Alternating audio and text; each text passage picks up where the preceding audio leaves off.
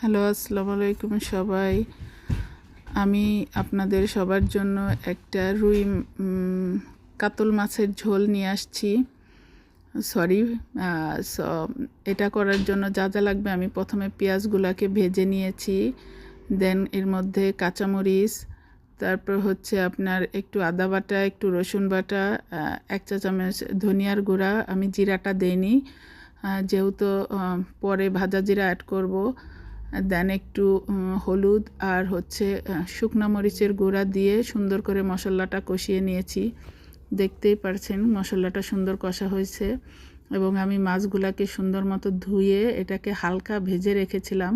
So পরে এই মশলার মধ্যে এই মাছগুলা অ্যাড করে দিয়েছি। সো মাছগুলা মশলার মধ্যে অ্যাড করে দিয়ে খুবই হালকাভাবে এটাকে নেড়ে চেড়ে নিতে হবে, খুবই হালকাভাবে, কারণ মাছগুলা যেহেতু হালকা ভাজা, সো এগুলা ভেঙে যেতে পারে। সো এখন আমি কোনো পানি অ্যাড করিনি, আগে 2-1 মিনিট এটাকে সুন্দরভাবে এক উল্টান দিয়ে এটাকে সুন্দরভাবে একটু হালকা কষিয়ে নিচ্ছি। দেন 2-1 মিনিট হয়ে গেলে তারপরে আমি এখানে অল্প পানি, লাইক হাফ কাপ পরিমাণের পানি অ্যাড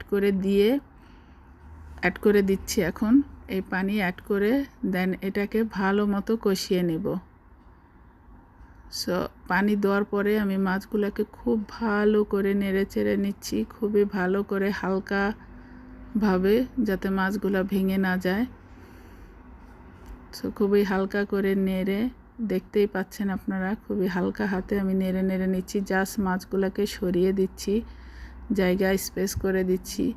এইভাবে নেড়ে এখন আমি এটাকে ঢেকে রাখবো, লাইক 5 মিনিটের জন্য এটাকে ঢেকে রাখবো।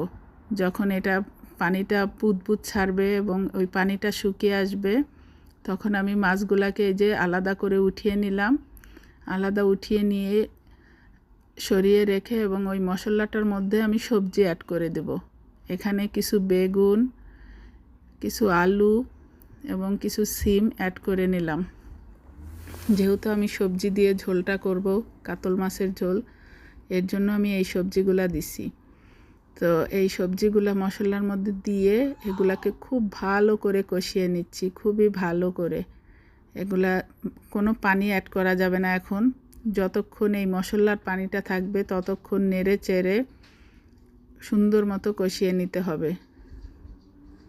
লাইক 4-5 মিনিট ভরে এটাকে সুন্দর মতো কষিয়ে নিতে হবে। যখন কষানোটা সম্পূর্ণ শেষ হয়ে যাবে তখন আমি এখানে পানি অ্যাড করে দেব এবং পানিটা যখন বলক আসবে, এইভাবে বুদবুদ ছাড়া